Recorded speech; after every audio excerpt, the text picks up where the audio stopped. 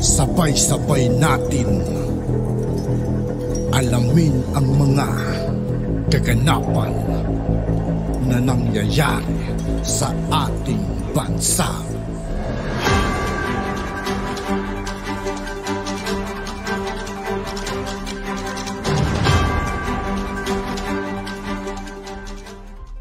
Yo, what's up mga kaibigan? This is I2K po again. Ngayon nandito naman ulit tayo sa channel ni Latest Headline PH. Dito naman ulit tayo magbibigay ng komento at reaksyon. Pero bago ang lahat ng yan mga kaibigan, sa lahat ng hindi pa nakasubscribe kay Latest Headline PH, mag-subscribe na po tayo at huwag nyo rin pong kalimutan mag-subscribe dito sa aking channel. Simulan na natin mga kaibigan, let's go! Doon sa pagdinig ng isang usapin, boboto ka ba? Ay, hindi naman talaga. Hindi ka pwedeng bumari ka. Yung dysfunctional bureaucracy, kakambal yan ng corruption eh.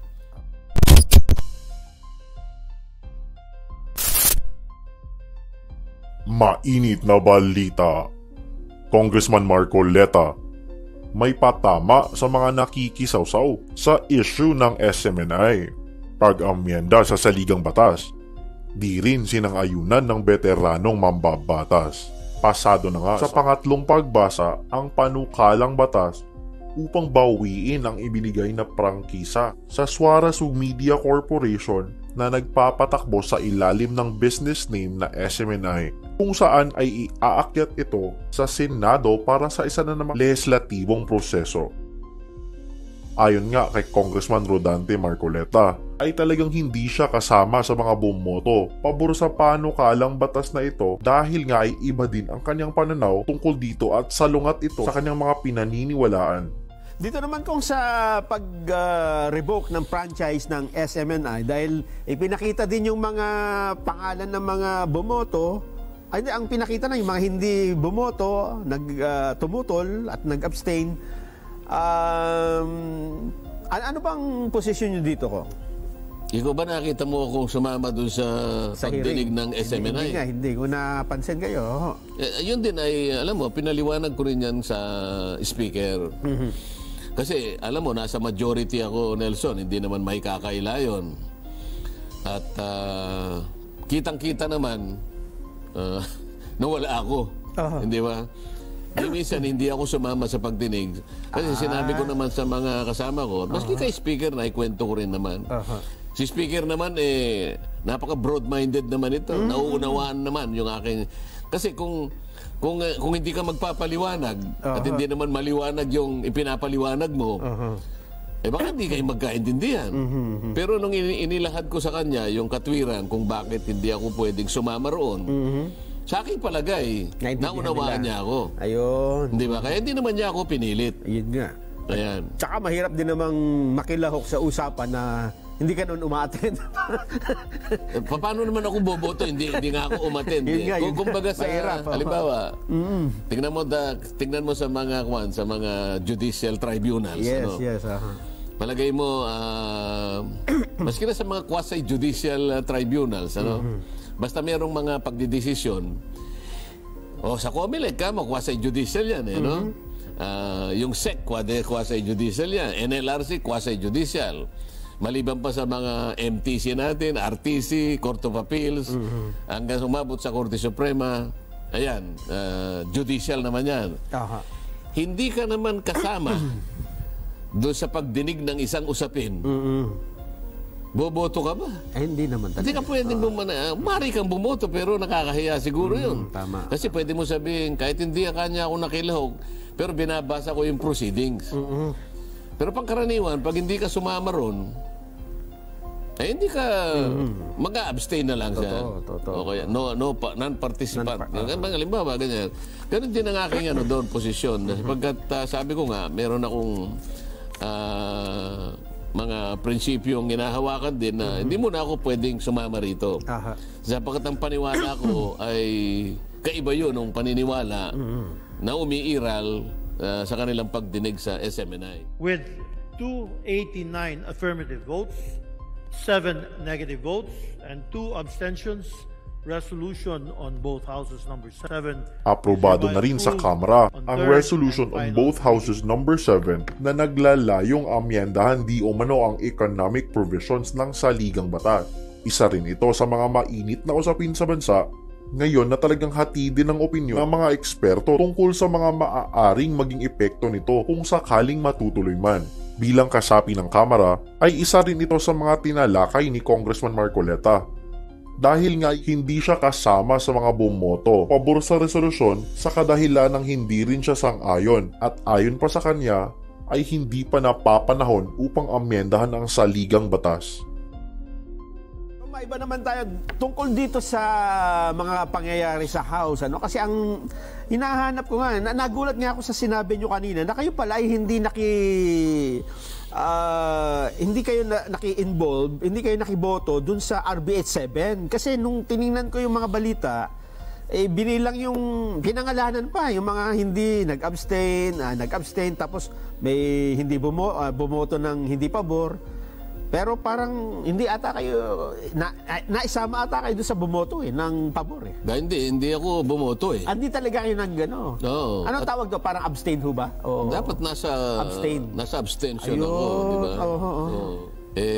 Ako naman, hindi ako sumali sa usapin dyan sapagkat sinabi ko naman kay Speaker na Speaker, sabi ko, hindi ako makakasama sa pagdidepensa ng mga amendments kasi ako ay hindi kasali dyan. Okay. Parang sa pananaw ko ngayon ay hindi ako sang-ayon na ang pagbabago ay manggaling dyan sapagkat hindi ako masyadong sigurado na kapag inamyendahan natin ang saligang batas, yung mga restrictive provisions na di umano'y nakahambalang para mapanagutan natin ang yung pagbuhos ng maraming pamumuhunan dito sa ating bansa. Ang katwiran ko kasi, ang gusto ko nang baguhin natin, may mga policy reforms na dapat unahin natin. Ganun ang aking argumento.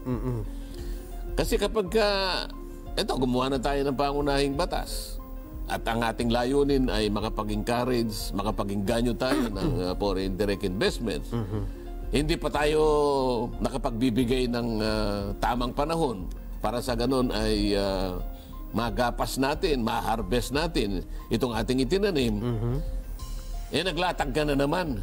Mabilis. Lahat ng ito, kapag hindi natin na isa-lang-alang o bahagi ng ating bürokrasya na dysfunctional, iniisip ko na hindi mo rin may encourage. Yung inefficient bureaucracy, yung dysfunctional bureaucracy, kakambal yan ng corruption . Kaya mataas din yung corruption index mo . So kapag ganito yung nakikita nila na kondisyon na umiiral sa atin. Hindi ako kaisa kung ang pag-uusapan yung pag-amyenda ngayon. Yung ang pinag-uusapan kasi, crucial kasi rito kung ngayon napapanahon . Ayun. Di ba?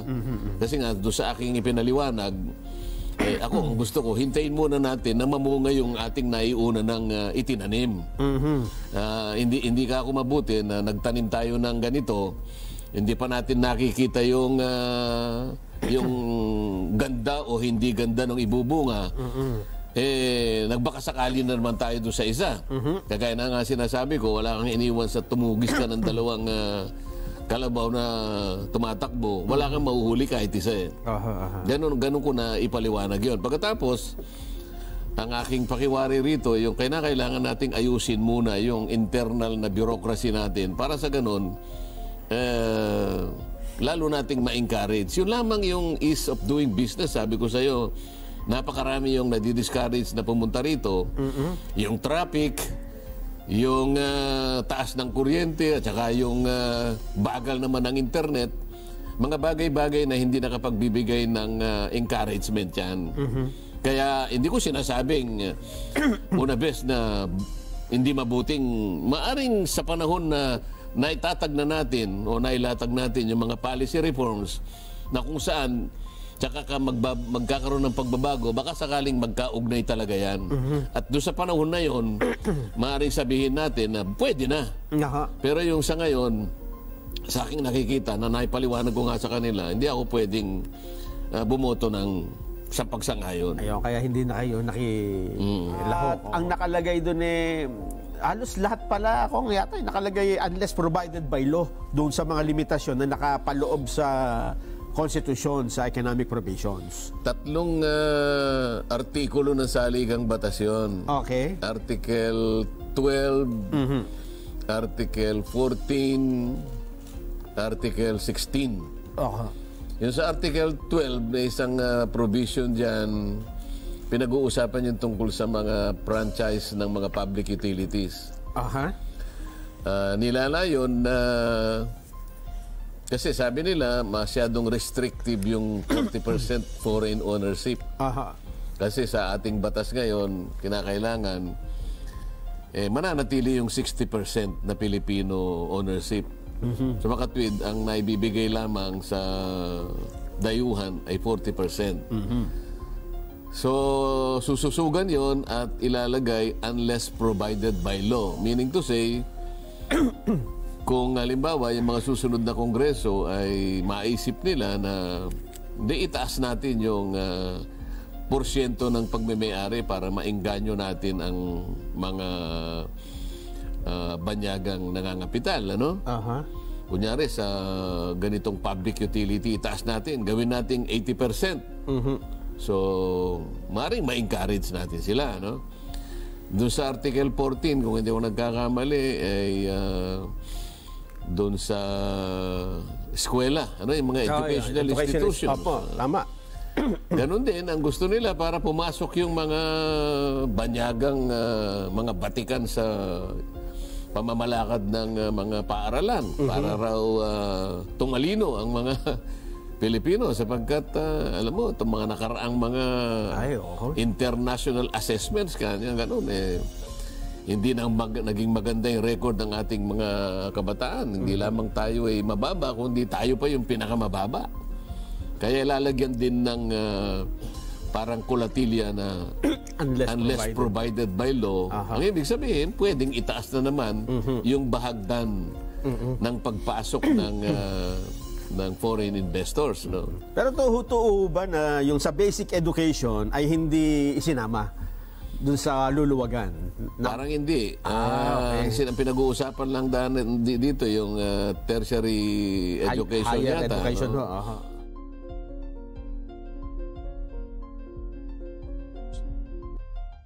At yun nga po mga kaibigan, dito po nagtatapos ang ating reaction video. Muli ako po si I2K ng Sundalo ng Tunggalo. Maraming salamat sa patuloy na pagsuporta. Yeah, peace out.